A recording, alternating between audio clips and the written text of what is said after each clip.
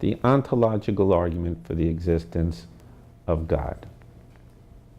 The ontological argument has been a puzzle and a thing of beauty for philosophers for some time now. For those taking up philosophical inquiry, it presents a challenge because it deals with a reflective mode of thinking about thinking. But we'll try to do the best we can to present it to you. There was a fellow named Anselm, a religious member of an order and an archbishop at Canterbury, England, who wondered over a biblical passage that said that only the fool thinks in his heart that there is no God. Why would it be in the heart and not in the mind? And Anselm came up with what he thought was a revelation, namely that if you think about God in a certain way, then you cannot but think that God exists. Now, for Anselm, after centuries of the evolution of the idea of a deity, God, or the concept of God, meant something that was all perfect, all beautiful, and viewed with every kind of wonderful characteristic. A shorthand way for him to express it was that God was the greatest conceivable being. Now, why is it that if you think of God being the greatest conceivable being, you must know that somehow or other God exists? For Anselm, it worked like this. If you think of the greatest conceivable being, you cannot but think that that being exists in reality and not just in a mind as an act of the imagination. The reason being, because if you were to think of God as being just an act of your imagination, when you think of God as the greatest conceivable being, and I were to think of the greatest conceivable being as thinking about a being that exists in reality and not just in the mind, well, for Anselm, it was pretty obvious. The being I'm thinking of is greater than the being you're thinking of, and you really aren't thinking of the greatest conceivable being, because yours is just an imaginary being, and mine is a real being. To do it again, if you think of the greatest conceivable being, you must think of that being as existing in reality outside of your mind and not just as an act of your imagination. Because if you think of that being as existing only in your mind as an act of your imagination, it's an imaginary being.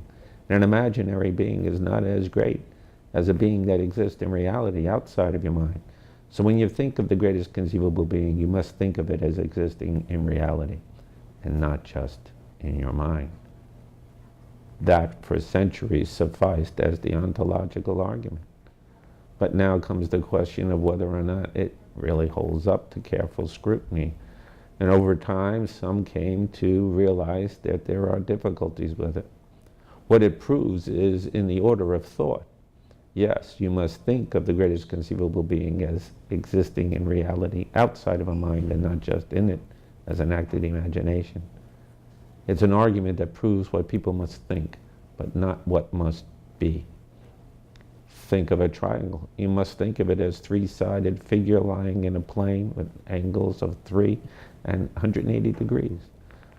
You can't think of it that way if you're thinking of a triangle. But that doesn't mean that any triangle actually exists, only that those are the properties of a triangle. You can't think them into existence. Neither can you think God into existence, or does God's existence become revealed only through that thought, God being the greatest conceivable being. A philosopher named Immanuel Kant presented a sort of refutation by presenting a scenario about thinking of money in your bank account. And you can add zeros to the bank account in your imagination. It's going to add nothing in reality, or let's put it this way. If you could think of 3 situations where in your home, in your bedroom, on your dresser, there's $100. Situation 1, there are 100 imaginary dollars. Situation 2, there are 100 Monopoly or game dollars. Situation 3, there are 100 real dollars, $10 bills. If I ask you to think of the greatest of those 3, you're thinking that the $10 bills, the real ones you can go out and spend, is far greater than, and the greatest of those 3 scenarios. Well then, does that mean that they're actually there? You're probably concluding, no, it doesn't. Only that you must think of it being the greatest of those three possibilities. A fellow named Guanillo, close friend of Anselm's, replied to Anselm's argument by bringing up a most perfect island. And thinking of the greatest conceivable island won't produce the island. Anselm thought, well, that's because the island doesn't have the idea of existence within itself as God does. He said to Guanillo, if you can show me an island that has existence as its property, I'll bring it to the island. Fair enough. But what Anselm didn't realize is that he was putting existence into the concept of the deity. And that, for Kant, was a no-no. Existence is not a predicate. You can't include existence in a thought about anything. You can, at your peril, if you wanted to conclude that therefore it does actually exist, you're probably fine. It's only in your imagination.